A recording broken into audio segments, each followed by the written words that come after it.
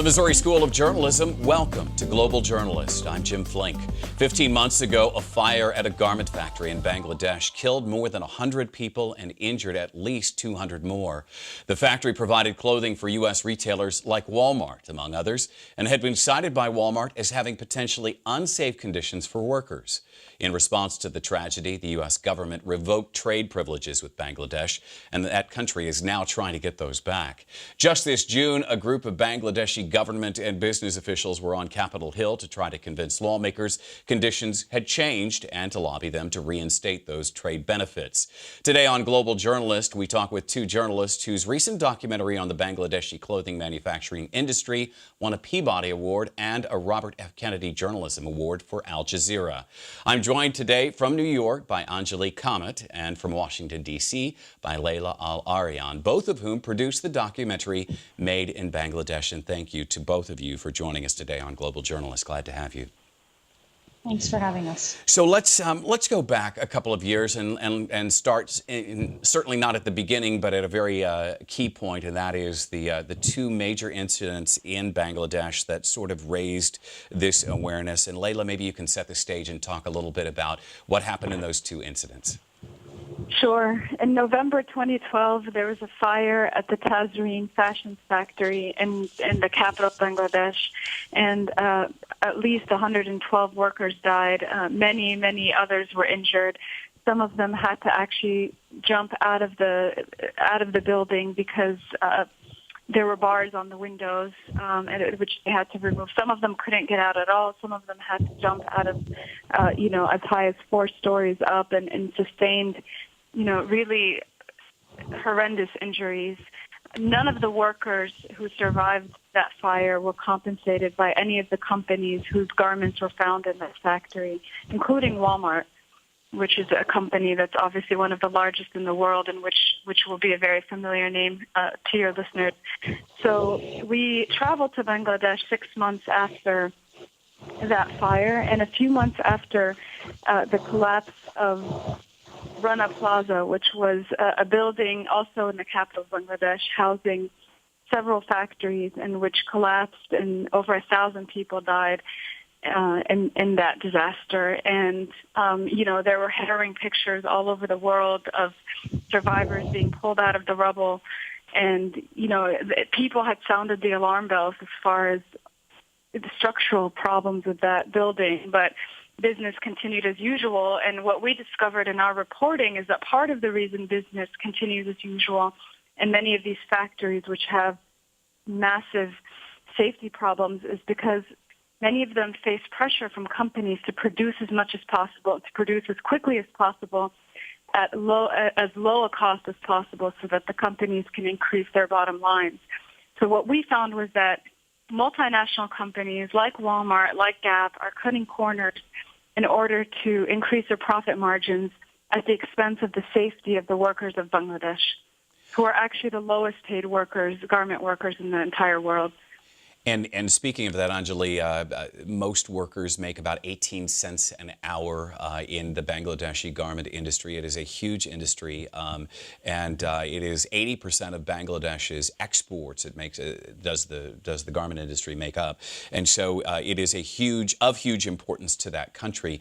Nonetheless, it appears after watching a great deal of your work that the regulatory system that might be set up to protect workers on that side and really to ensure some sort of credibility within the entire process has fallen apart.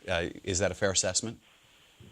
That does seem like a fair assessment. I think that's something we heard from a lot of people we spoke to in Bangladesh. And part of the reason for that is precisely what you were talking about, which is just how important this industry is to the Bangladeshi economy.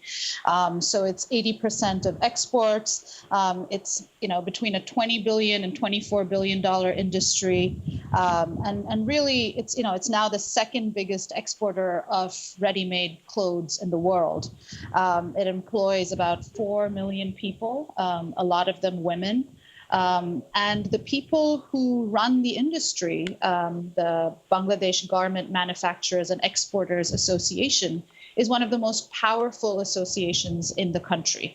They have very strong political ties. And they're doing everything they can to keep their profits as high as possible. Now, keep in mind that their profit margin is nowhere near the profit margins of the international corporations that make their clothes for dirt cheap in Bangladesh. But still, they're getting some cut out of it. And for them, more regulation does mean a cut in profits, unless, and this is something that activists on the ground have been calling for, unless there is an incentive where they know that they can continue to make money and that it's profitable to keep workers safe, that it's profitable to have workers in safe working conditions and to pay workers a good living wage. And the only forces that can really ensure that in terms of that sort of compliance are the Western companies that are flooding to Bangladesh because of its primary competitive advantage, which is cheap labor. So unless Western corporations, Western and international corporations, can guarantee to the Bangladesh manufacturers that if you invest in putting in making better infrastructure, making sure that there's regulatory compliance, you will still make a profit. It's not going to be, you're not going to lose business to the next cheapest country, right? Which is the argument that the Bangladeshi manufacturers make. They're like, well, if we ensure regulatory compliance, costs go up. And then we're worried that Gap and Walmart will just pack up and move to Cambodia. This question of accountability of Western companies in particular, or corporations being more accountable, there's this complex supply chain that has been set up that sort of continues to shift that responsibility to a lesser and lesser party until it sort of seems to dissipate. Layla, can you explain that a little bit and talk about the supply chain and how that sort of progresses? Sure. Well, when we set out to do this project, we spoke with many experts, from worker rights advocates to, former State Department officials, people who really know this issue inside out, academics who've done research on this, and they all said the same thing. In order to truly tell an important and compelling story about the garment industry, you need to look at the root of the problem, because oftentimes, there's a lack of awareness about how the supply chains for these companies actually works. And what we found in our reporting and in our investigation, including an investigation of that fire we talked about, the Tazreen Fashion Factory fire in November of 2012, is that companies like Walmart, and Walmart seems to be one of the biggest culprits of this kind of supply chain system, actually rely on multiple subcontractors and multiple layers between the parent company, the main company, Walmart, and the factory that they use in Bangladesh to make their products. And so, for example, in the case of the Tazreen Fashion Factory, we found that Walmart hired a supplier based in New York City called Success Apparel, who then worked with a local agent called True Colors, who then hired a factory called Simco, who then was told, Simco, this factory was told to actually subcontract to another factory, Tazreen. So we found that there were multiple layers between Walmart and the factory where its products ended up and which burned down. And we found that part of the reason they rely on such a system is to shield themselves from accountability or blame or any kind of real questioning in case disaster strikes. And they simply shift the burden onto the other layers in the supply chain. So they say, we expect our factories to enforce standards. We expect our supplier to pass along the message of how these standards should be applied. But what we found actually in our investigation is that Walmart itself has a program, a software program called Retail Link, in which they supposedly know the factories that are being used. So which is it? Do they know where their products are being made and they choose not to exercise any kind of due diligence as far as the safety conditions, or do they not know, which is equally bad, because they really should know where their products are being made and in what circumstances? You're listening to Global Journalist. I'm Jim Flink. We're looking at the Bangladeshi clothing industry and talking with two documentarians who have covered the production since a devastating fire in 2012. We're joined today from New York by Anjali Kamat and from Washington, D.C. by Layla Al-Aryan, both of whom produced the documentary Made in Bangladesh. You can listen to this and other full episodes of Global Journalist on our website, that is globaljournalist.org. For more Global Journalist content, you can also like us on Facebook, or you can follow us on Twitter @ Global Journ. The issue that Walmart may not be aware of how the supply chain is working and playing itself out does seem dubious indeed. And if in fact they have third-party auditors that are supposedly on the ground near these factories that should know the conditions that are going on in addition to the software that you suggested. There is also the question of the American consumer and how much they know, how much they might be aware, and how much they might care. And Anjali, I'm kind of curious to see or hear what kind of feedback you might have gotten as a result of this, and particularly from consumer groups at all. Consumer groups in the U.S. haven't, unfortunately, been doing too much around this issue, whereas consumer groups in Europe have been very, very active in terms of trying to raise awareness of consumers around where their clothes come from. One of the things, we have to think about is sort of the broader shift in the way the fashion industry has worked in this country and has developed. And we're buying, the sort of development of very cheap clothes produced very quickly and coming out multiple times a year, sort of what some scholars call fast fashion, right? So there's a year-round flow of products, and the supply chain can respond immediately and get you the products you want that companies say that consumers want, in 2 or 3 months, so that you've got new lines coming up at any store, whether it's H&M or Gap or Walmart, every 3 months, instead of having the same set of shorts just changing maybe every summer.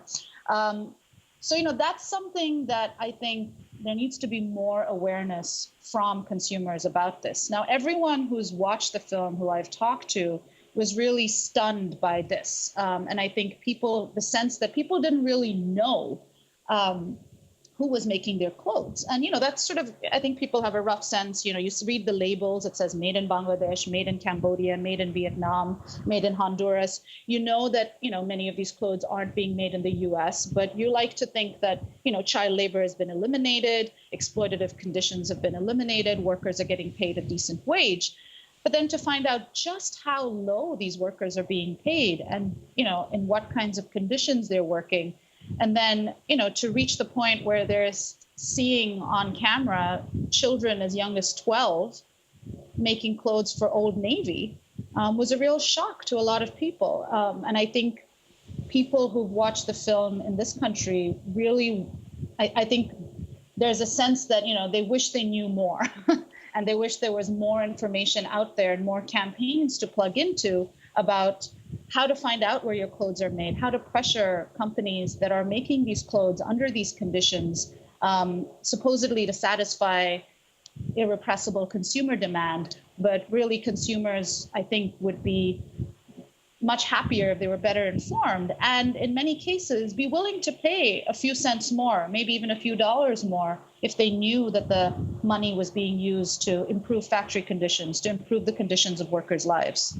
Well, and Layla, I was interested when you presented some of these companies with the evidence that their clothing was being, in fact, manufactured in some of these subcontractors that were not factories at all, but had been, passed off to people, children who were assembling these garments in shacks in some cases, that the companies claimed that those were counterfeit or somehow that they weren't part of their process chain. And yet you were able to track barcodes back and to validate that, in fact, those were legitimate clothes that were being made, that were being sent to stores in the United States. How were you able to do that? Yeah, that's exactly right. We went into a, very small, what they call a finishing house. This is where a lot of garments are taken after, they're put together, and there's a few finishing touches you have to put on, such as sewing buttons or putting in elastic and waistbands. And we found, like Anjali mentioned, girls and even boys in some cases as young as 12 making garments and making them for Gap, which really is a company that prides itself on being socially conscious, on having a certain kind of progressive brand. And, we found labels that said Old Navy on them all over the place, on the floor of this finishing house. We found barcodes. We found the price of how much the garments would be sold for in the United States. And we collected those as well as the actual garments being made. We were able to come here to Old Navy stores in the U.S. in 3 different states and we were able to find the exact same product, the exact same barcodes, and the exact same labels.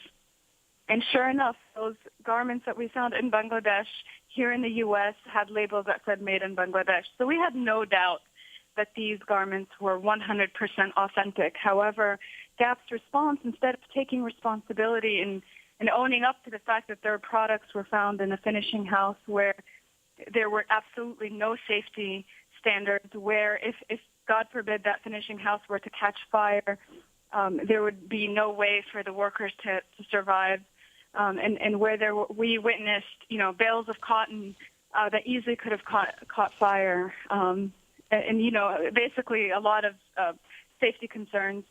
Instead of owning up to that fact, they tried to deny it. They tried to intimidate us as journalists. They sent their lawyers after us, and it was really just shameful to see how the reaction was. I think you expect the corporate sector to take responsibility when you have such strong evidence as to their corporate practices. Even if it's not intentional, they need to take responsibility. Well, and you talked to, both of you talked to these, some of these child laborers in particular, and here in the West, when we hear 18 cents an hour, it's truly shocking, $32 a month as wages. And yet I am guessing that, and you talked to a couple of 12, 13, 14-year-olds who were basically, they'd gone to work for their families to support their families. I'm guessing that adding that kind of income in that kind of a impoverished situation, that's huge for those families. They're going to make that choice because that is a lot of money. Is that a fair assessment? Yeah, I mean, it's, this is the complicated part of the story, right? I think for the young children that we met, for them, they were just helping out their families. And, I think their parents would have been happy if they could go to school. I mean, the other thing that's interesting is that a lot of garment workers around who work in the factories in the capital city of Dhaka are migrants. They're migrants from rural areas in the north of the country where there's, famine-like conditions every year. There's been so much disinvestment from agriculture due to policy pressure from international organizations like the IMF and the World Bank to switch their economy from agriculture into more of an export-based economy. So you've got these conditions where you've got, 5 million migrants coming into Dhaka, and their main source of employment, particularly for women, is in the garment industries. They're working these long hours. And the little children, I spoke to one little girl who was 13 years old, and she said, when she was in the village further north 2 years ago, she had been going to school. And then when she moved to the capital city, even though their economic situation got better, it was so difficult to pay the rent for the tiny little shack they live in that she had to start working as well.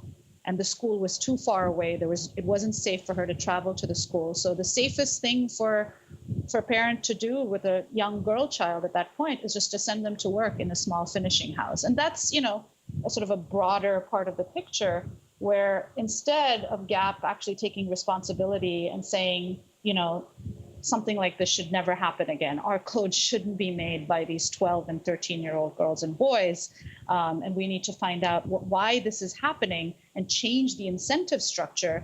They're just saying, no, it's counterfeit. We have nothing to do with this factory. And that's something that's really disappointing because this is an opportunity for, global capital to really sort of take responsibility for the structures they're creating and the sort of systematic processes that are sort of in place. The processes that create these conditions under which young children have to leave school and go to work. And go to work for what? For 18 cents an hour? Less than 18 cents an hour because they're children. Sewing buttons onto Old Navy jeans for 5-year-old children in America. The other thing I just want to say is, the minimum wage has gone up at the end of last year to $68 a month, up from $38. But the only reason it went up is because there were massive protests by workers across the country. And there's been protests of workers happening over the past month and a half.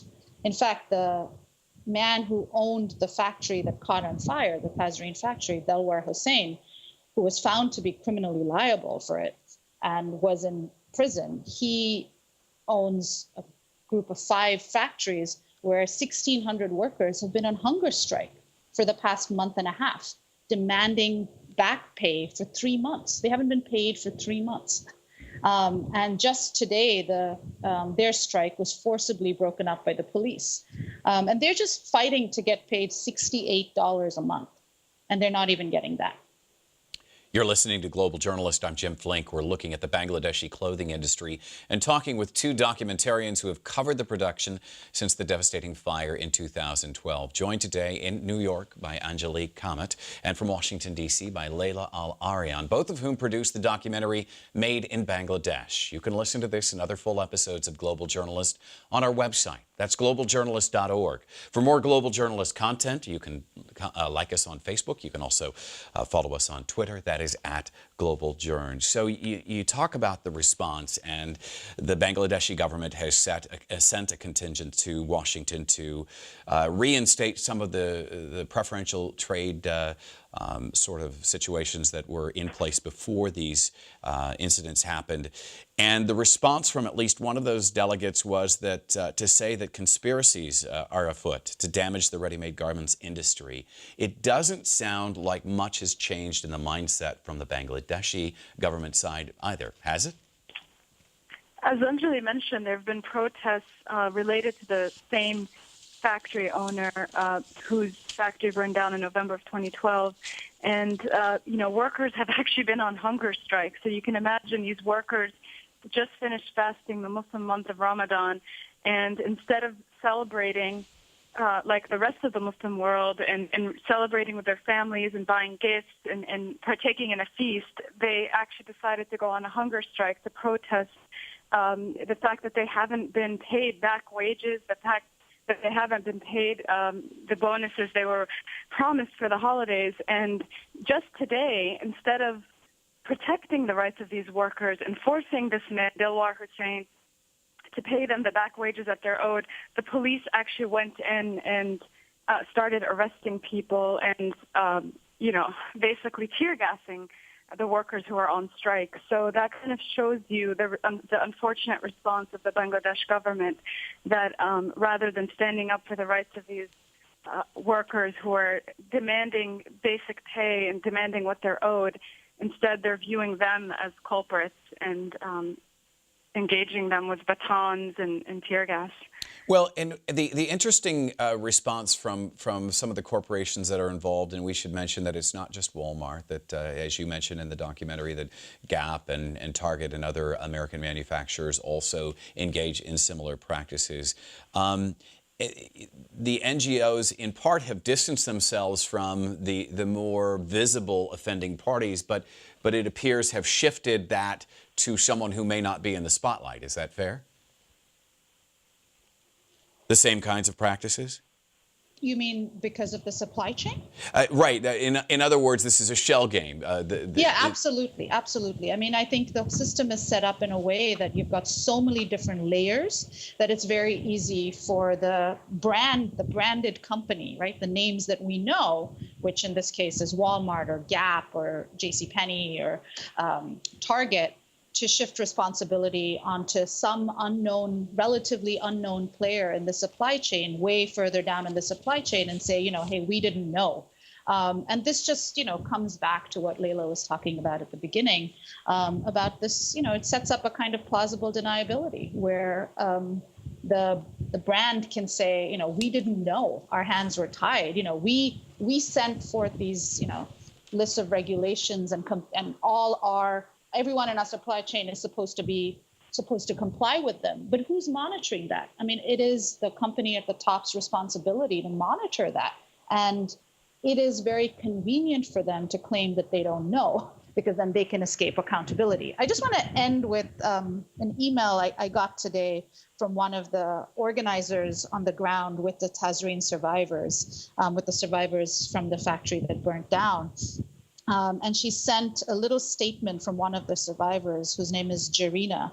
And she said, we have particular demands from Walmart. On that ill-fated night, we were working overtime to fulfill their order. Their rush order killed our friends. every time there's an order from Walmart, we have to work inhumane hours to fulfill their order. That is why Walmart should provide us compensation. Walmart buyers should know this. We want action taken against Walmart. No Bangladeshi owner should take Walmart's order, and foreigners should not wear clothes made by Walmart. This is my demand to foreign consumers until Walmart takes responsibility. If we were not working overtime to fulfill their orders, our lives wouldn't have been ruined. And I just would hope that, people who hear this segment or who've watched the film or who are shopping at American companies think about where these clothes are made and who's making them and how much people are sacrificing just in order to have a better life, a more decent life, and just how difficult that is and how many hours they put in to make this pair of shorts that, we want to buy here at the cheapest possible price. Right. I totally agree with that. And I just want to add that for anybody listening, I don't think that a consumer boycott of made in Bangladesh labels is necessarily the solution. As Anjali mentioned earlier, this is a very complicated topic. And rather than boycotting made in Bangladesh labels, what consumers need to do is demand of corporations that they do better, that they provide fair wages, that they provide a safe working environment for these workers. What we've seen in previous cases is that when companies have paid, when countries rather have raised the standards, raised the minimum wage, and started investing more in safety, companies have pulled out and gone elsewhere. So we need to make sure that that trend doesn't continue and that we look at the root of the problem rather than the symptoms. And do you see anything legislatively in Washington that gives you a sense, Layla, that may be happening at all?